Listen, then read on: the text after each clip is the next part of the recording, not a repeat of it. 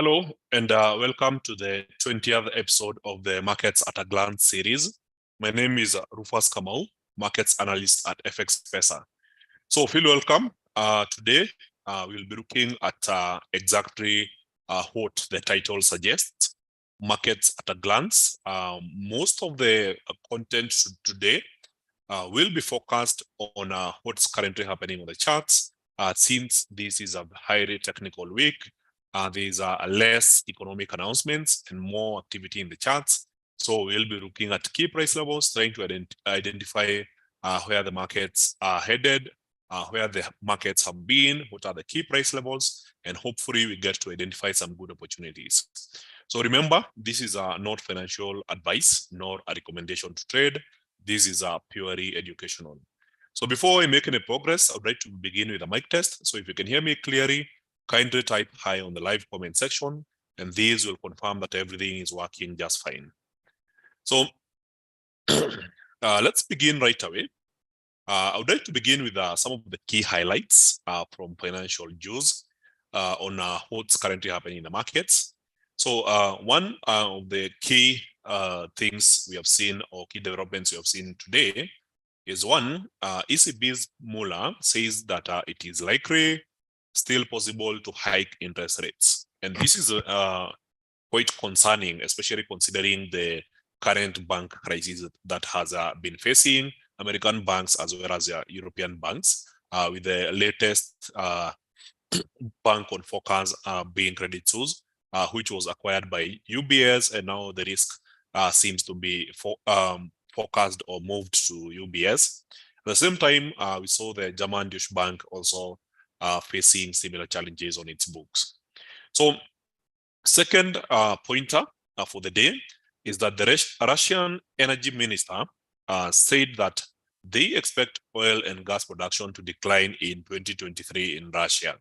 So with a reduced oil and gas production in Russia, then we might be expecting more pressure arising from the supply side, which has the effect of driving oil prices higher.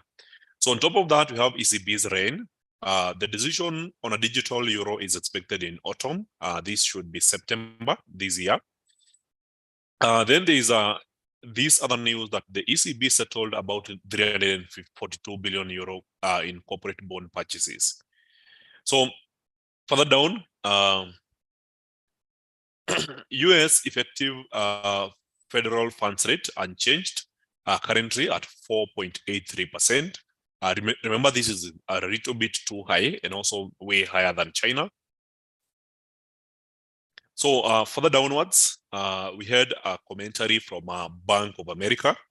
So Bank of America clients funneled the largest sum of money into US equities last week since October, with investor preference for individual stocks over exchange traded funds reaching a record level. And this will be explaining why we are seeing a strong bull run in tech equities. So US advanced goods trade balance came in at negative $91.6 billion.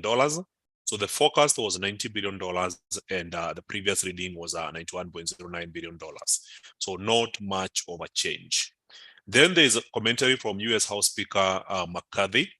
I don't think we need blanket insurance on all bank deposits. And this is quite concerning, since a large part of the market was expecting that the US would go ahead and backstop or Fed or banking deposits, and these would create an increase in supply of dollars in the market, which would be expected to be highly inflationary.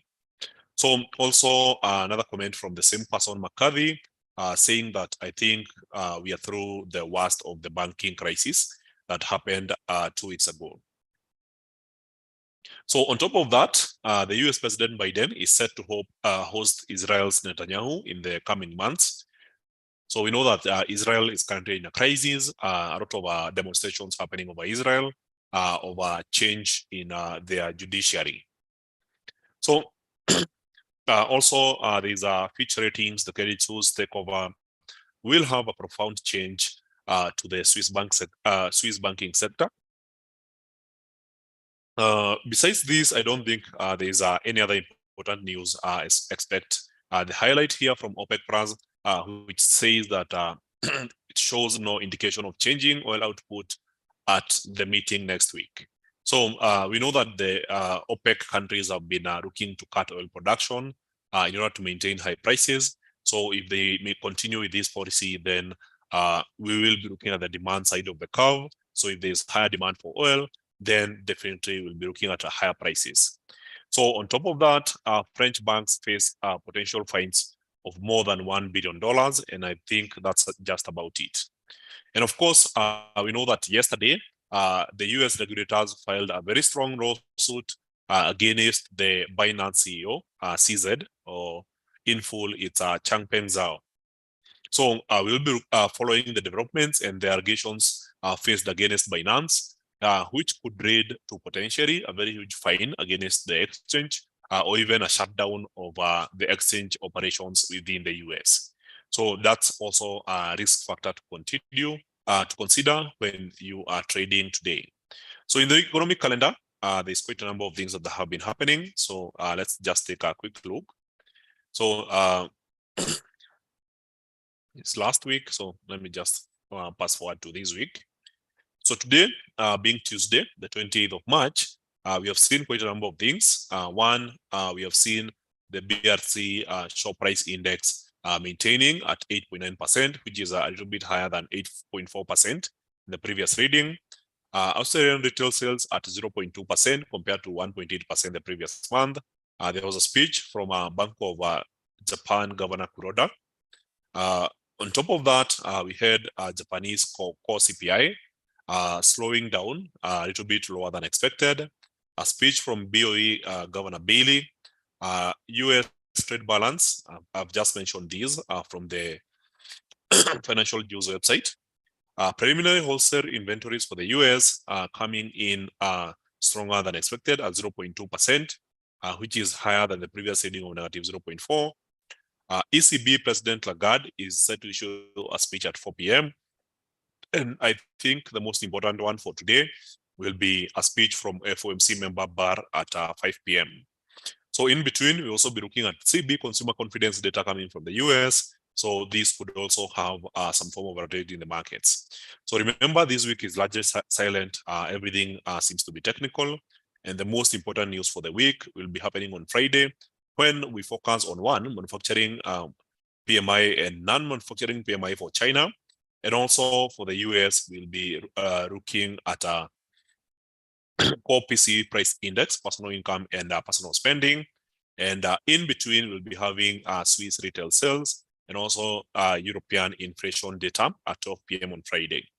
So that's it for the news highlights. And now we look at what I mentioned being the technical price action on a couple of charts.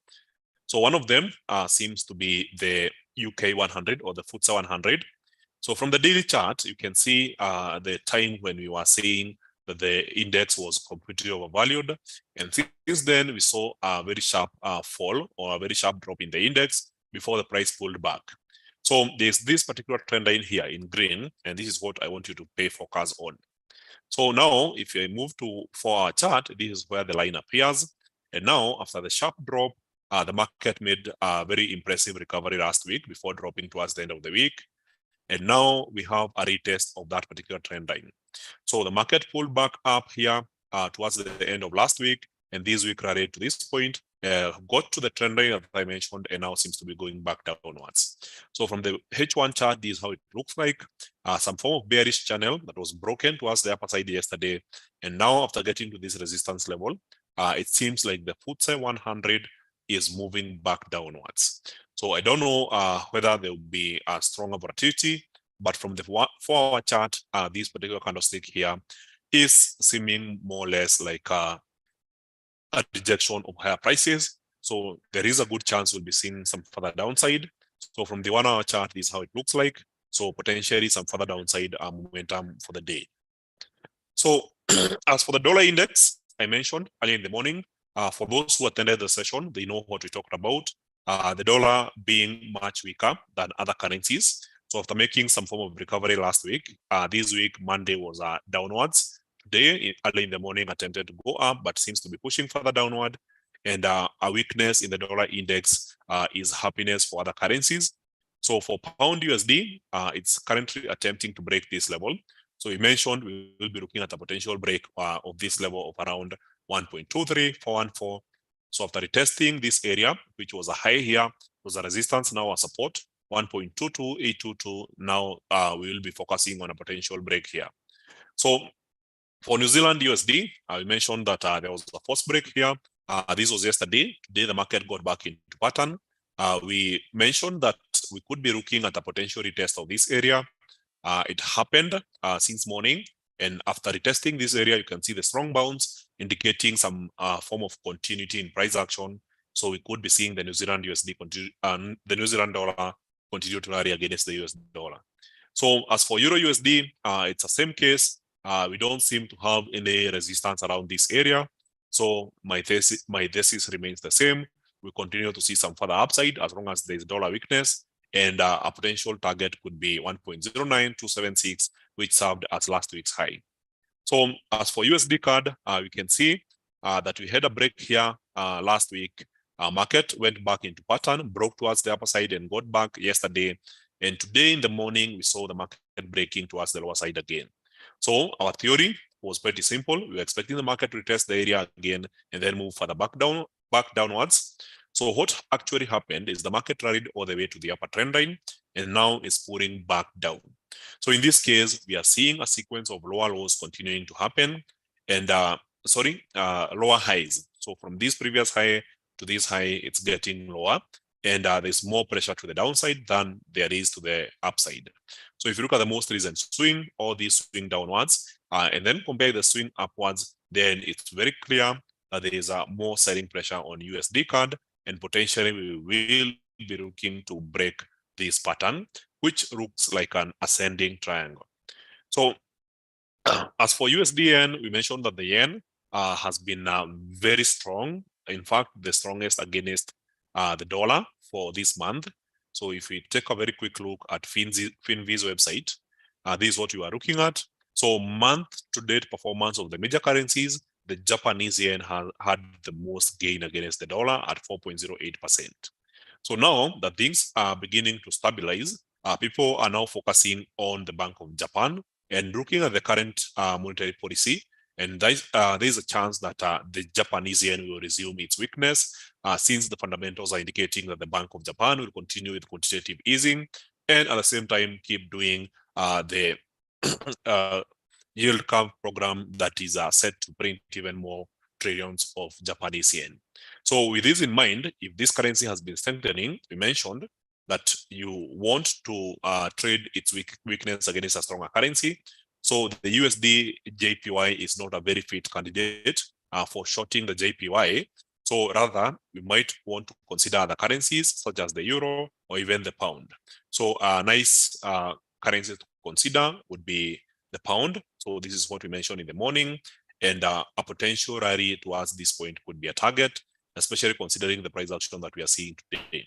So today, since the opening of the market went down, and then up, and then down, and now we seems to be trapped in this range here, where the market is neither going up or down. So it's just swinging here. So I would be most probably tracking either the market breaking this level here or making a very strong bounce off this level. So these are the two price levels that I'm considering, the low of the day today and the high of the day today. So around 160.69 and the upper side is 161.756. So from here, a very strong entry by buyers could be a signal to go for a long position on pound yen currency pair. So as for gold, our analysis seems to be accurate. So you are having this short number of cycles where this was acting as the resistance, these are the support, and then the resistance was tested yet again, and then the market went down for another support. So there's a slight incline on the lower trend line, but the up one is a little bit very horizontal. So we were expecting a retest of this area in a bounce. And if you look at the last 4 hours, it's very clear that gold is bouncing strongly from this level. So perhaps looking for positions towards the upper trajectory makes more sense in trading within this range. So the expectation is that gold prices continue to rally and potentially gets back to 2002 level. So for EURUSD, similar thing, price drops all the way to support. Yesterday, a lot of noise, and then today, a rally all the way up to resistance. Remember, this was Friday's high. So we got Friday's high, market pulled back, and now it's potentially looking to retest the same level. So I think this is the key level for today, 0.6695. So as the Americans look to join the markets today, that is during the New York Open, that should be 15 minutes from now, it's very important to observe this resistance and how well it has been holding. And this is from last week on the 22nd of March. So the fact that we are seeing some more pressure towards the downside could imply that the market is headed much lower. So there is a good chance we'll be seeing some further downside momentum since the market has been unable to break this particular resistance. So potentially dropping to last week's low of about around 39.07. So US30 happened to retest this area well. So when we are doing the morning session, that is a market snapshot, this is when the red candlestick here had just been formed. So since then, we have seen consecutive candlesticks indicating some further pressure to push prices downwards. So we could be enjoying some further downwards pressure on the Dow Jones index.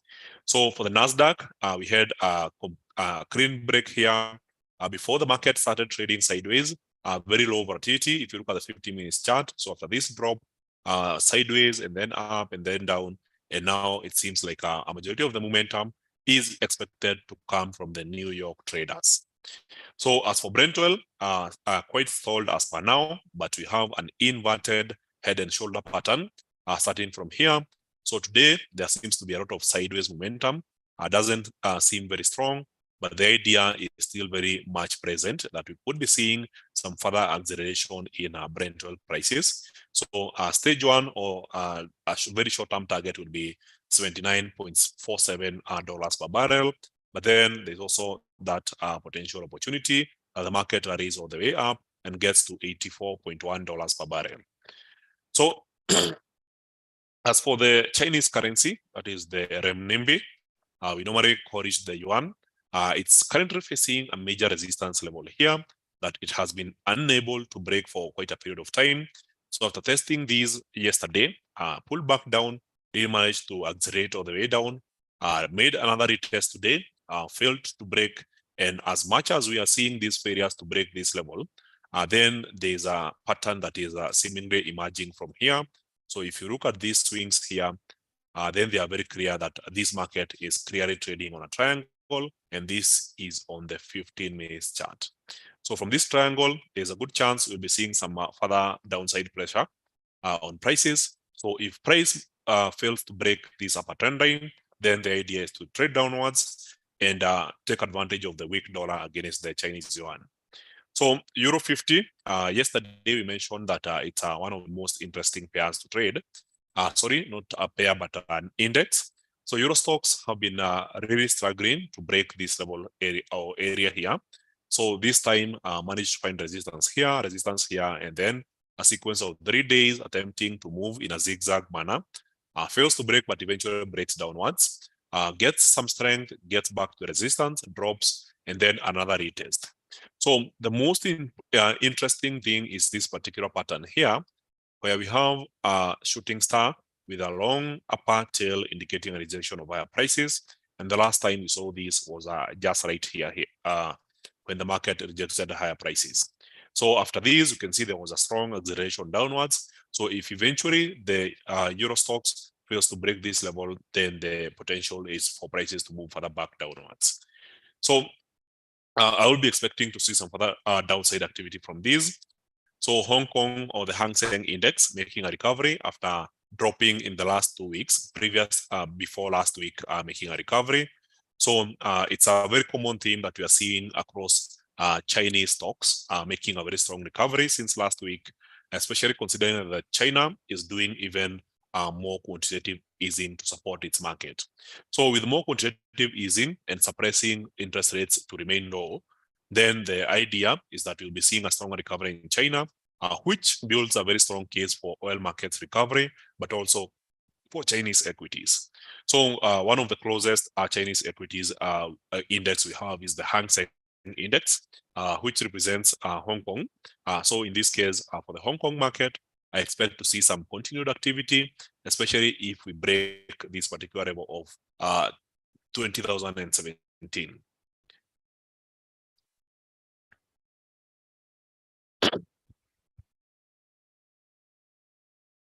So for USD against the Swiss franc, we can see what we experienced here. The break, market breaks, does a retest as usual, and then drops further downwards. So I personally expected the market to retest this particular bottom here. However, this did not play out as expected. And now what we are seeing is what looks like a falling wedge. So if you look at this swing here and this swing, then this is what we have in this particular market. And it seems like the market is about to break towards the upper side. So a break now implies that we could be seeing some higher prices for the dollar against the Swiss franc. But then if the retest of this upper trend line happens to hold very well, this is the 1 hour chart, then we could be looking for further short selling positions. So from this point here, it's all about observing the price action, observing whether there's a break or a bounce. A bounce will go down, but if there's a break, then we keep going higher. So that's it for today. Thank you very much, guys. And let me check if there's any questions that are coming up from the session. Hello, Charlie, and thank you for joining the session. Hello, Sultan, Daniel, Isaac, and Luca. There's a good question here. I saw interest rate increases. It causes a currency to be strong, but commodities are becoming weak. Kindly explain. So whenever there is an interest increase or interest rate hike, it basically means that the central bank is looking to strengthen the currency and weaken the equities market. And that is generally taken as very positive for the currency. However, the goal for Federal Reserve Bank or any other central bank for hiking interest rates is to do what we call quantitative tightening or reduce its balance sheet. So what we are seeing in the US is a pretty funny scenario where the Fed is doing two things that have the exact opposite effect. I don't know if I have a graphic for this, but I'll try to check right away. So if I have it, then I'll share with everyone, and hopefully everyone will get to understand what is currently happening. So just a moment of your time.